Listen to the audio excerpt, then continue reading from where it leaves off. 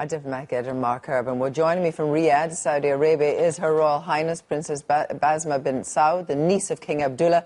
And with me in the studio is the former British ambassador to Saudi Arabia, Sir William Patey, and journalist and filmmaker Safa Ahmad. First of all, Princess Basmah, you obviously knew King Abdullah well. In your view, what kind of man was he? Well, he was a humanitarian. He was a progressive man who wanted to see his country go forward. He was actually a reformer for women, and he was looking forward to crossing over our nation into the 21st century. And unfortunately, he just died before succeeding in doing all what he wanted to do. But I want to come on to talk to you about the position of women in a moment. But more generally, people in Saudi Arabia are not free to criticise the monarch in any way. Where's the freedom for people in that? But actually, we have to look at the whole region before we talk about Saudi Arabia, because it is actually a culture. It's a whole culture by itself. That's why you see the revolutions have risen everywhere. It's a culture by itself. The whole Gulf countries do have an issue with that, and it has to do with culture. It has to do with religion. It has to do with abiding with what is taught in the schools. So it is really a tribal culture rather than it is a constitution or a political issue. No, but even by standards of other countries, Saudi Arabia is very extreme in the women's position, for example. Women cannot drive. It is fair to say that women can take positions, in jobs and industry. They can take positions in, for example, in health, but they cannot drive. It's a basic freedom which is denied to women in Saudi Arabia, and we know that they desperately want it. Definitely, driving has been an issue in Saudi Arabia for women since I can't remember, maybe 30 years since I was a child, and still is. Women have progressed going through different jobs, and they have taken several positions in the government, though they cannot drive. So we have to look at it as it is a culture thing. It is a social thing, rather it is than it's a governmental. But it is defined, and it is the rule of the monarch. And when you look from outside Saudi Arabia, particularly two recent incidents. First of all, the beheading of the woman in the street, which was then uploaded and put on the internet by somebody, but that shocking incident. And then also the blogger who gets 1,000 lashes and 10 years in prison. That looks like an autocratic, repressive regime from anywhere other than perhaps your position in Saudi Arabia.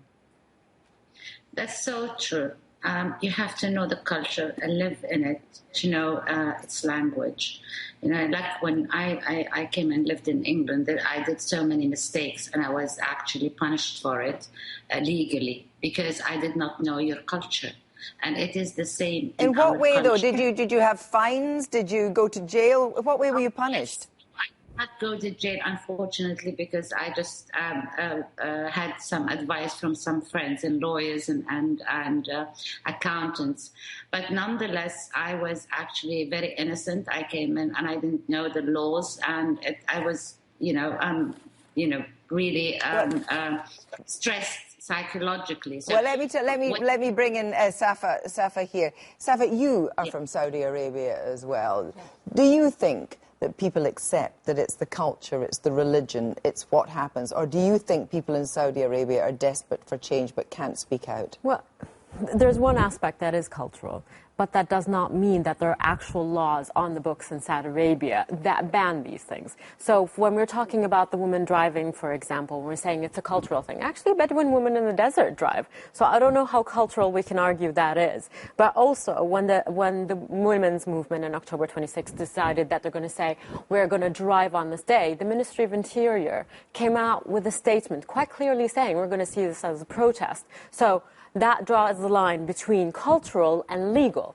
So we can say cultural to an extent, but the reality of the matter in Saudi Arabia, it has crossed the line from cultural to legal. I think I'm probably right in saying that Princess Basmah would say that she would make a distinction between, for example, the religious police and actually the monarchy, but surely everything comes from the monarchy. Well, I mean, the thing about women driving has nothing to do with the religious police. The Ministry of Interior is not religious police. They are the Ministry of Interior. Yeah. And so, William, coming to you, and it looks as if, you know, the West encouraged the Arab Spring, encouraged the end of autocratic regimes, and yet are entirely, as we heard from the film there, you know, in support of Saudi Arabia because they see it as a bigger picture for them where human rights take second place to fighting ISIS.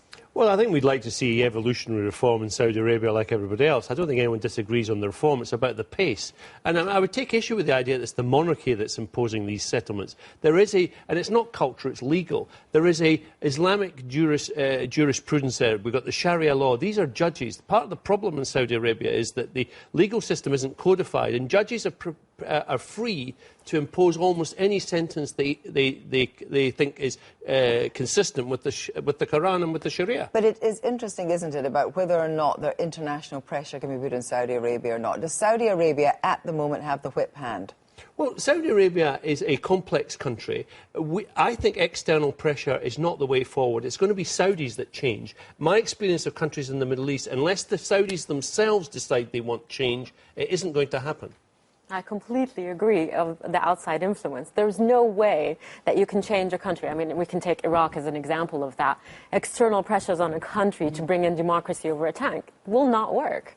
It has to be the people themselves. They decide the pace. They decide what kind of reforms are a priority, and not people from the outside. So, but that is important to happen. Princess Basmah, you know, King Salman, the word about King Salman is that he will carry on in the same vein as King Abdullah. It's the next generation and the Crown Prince that matters.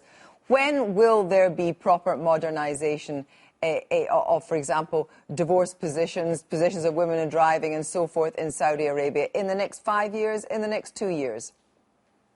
Well, I think that we are on the right pace right now. The transition has been very smooth. It has been passed to the third generation. I think this by itself will bring stability to Saudi Arabia, and we will be able to go forward in our reform for women, laws, and a proper foundation that we can actually lie our problems as women and as citizens. And within that frame, as we also rely on Prince Migrin, who is an ex-pilot, who has graduated from the States, and Prince Mohammed Naif also, who has an institution and is an ex-graduate. So we really are going forward. It might seem very slow to the outside world, but we are very hopeful. Thank you all very much indeed. As political rows go, the argument over the leaders'